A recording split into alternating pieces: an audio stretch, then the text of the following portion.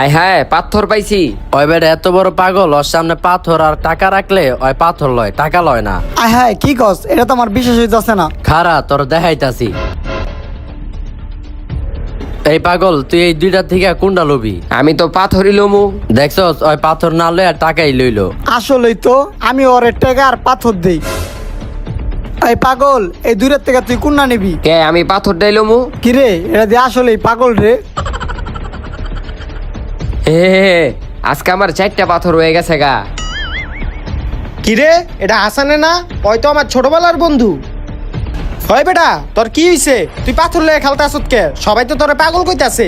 আচ্ছা আচ্ছা তুই আমার একটা কথা ক, সবাই তোরে টাকা আর পাথর হাদে, তুই টাকা না লইয়া পাথর লস কে? কারণ বন্ধু হুন, আমি এই পাথর লয়ে লইয়া আমি এই পিছনের বিল্ডিংটা উড়ে এলাইছি। যেদিন থেকে আমি টাকা উড়াই না শুরু করুম সেদিন থেকে ওরা আমার পাথর দিতে আইব না। পাগল আমি না।